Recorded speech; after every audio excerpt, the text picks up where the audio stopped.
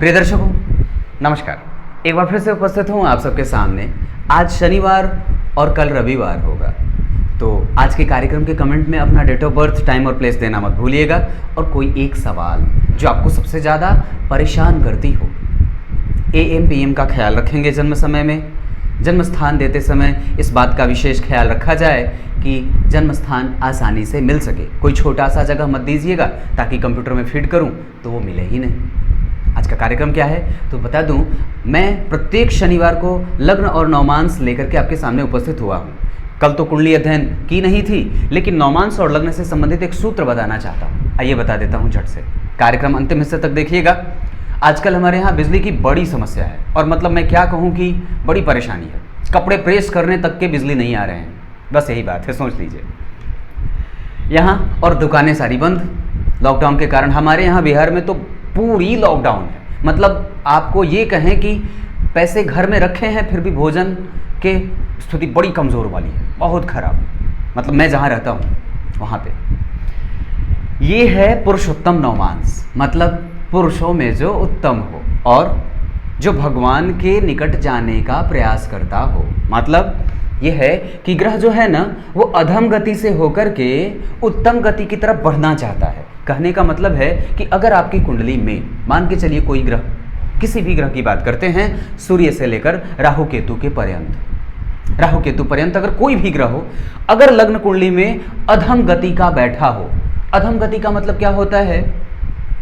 उसकी गति जो है वो ग्रह के अनुरूप लग्न कुंडली में अच्छी नहीं है। मतलब वो अपने शत्रुग्रही होकर के बैठा है, किसी शनि मंगल राहु केतु के साथ वो स्थिति में है, उसके ऊपर पापक ग्रहों का प्रभाव पड़ रहा है, वो अस्त स्थिति में है, वो जन्म कुंडली के छठे, आठवें, 12वें भाव में और त्रिक भावों में क्रमशः बैठा हो। उसका प्रभाव लग्न कुंडली में हर जगह से कमजोर देखा जाता हो, हर जगह से। अगर कमजोर होता हो तो तुरंत ही उस ग्रह की स्थिति को नवमांस में जाकर के देख लीजिए। अगर नवमांस कुंडली में वो, अब गौर करिएगा, यही बहुत अच्छी बात है और बहुत समझने वाली बात है, आपको सुकून दे सकती है। जिस ग्रह को लेकर के आप ये उधेड़ बुन में रहते हो कि मेरी कुंडली में वो तो कमजोर बैठा है, वो फल देगा ही नहीं, तो फिर ऐसी स्थिति के लिए आपको उस ग्रह की स्थिति का नवमांस में अध्ययन कर लेना चाहिए। और क्या करना चाहिए तो ये देख लेना चाहिए कि जैसे मैंने यहाँ पे मंगल को शुक्र की राशि में बिठाया है और शुक्र तात्कालिक शत्रुता में जा रहे हैं। हालांकि वो देख रहे हैं, लेकिन फिर भी मंगल और शुक्र की स्थिति बहुत अच्छी नहीं बन रही है। मान के चलिए ये मैंने दिखाया है, हालांकि वो देख रहे हैं, लेकिन फिर भी अगर मैं आपको ये कहूँ कि ग्रह राशि का अधिपति उसको देख रहा है तो वैसे भी वो बली राशि हो जाती है।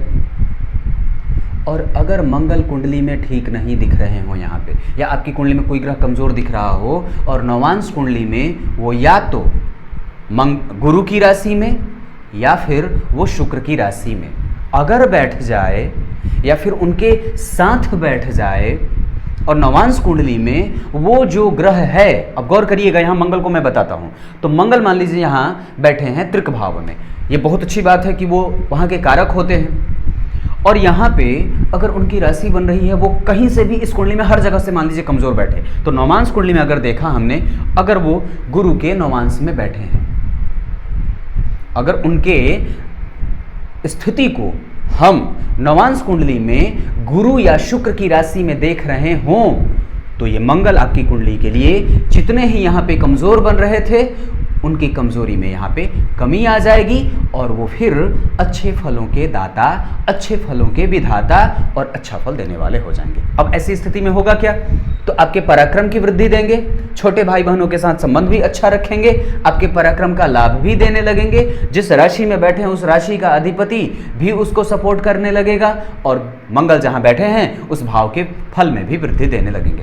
कहने का तात्पर्य ये है प्रिय दर्शकों, अगर लग्न कुंडली में कोई भी ग्रह, फाइनल स्टेटमेंट ध्यान से सुनिएगा सावधान होकर के, अगर लग्न कुंडली में कोई भी ग्रह अगर कमजोर हो रहा हो, प्रत्येक प्रकार से कमजोर हो रहा हो, और नवमांस कुंडली में वो अच्छे भाव में बैठा हो या फिर वो गुरु या शुक्र के नवांश में स्थित हो, तो इसे पुरुषोत्तम नवांश कहते हैं।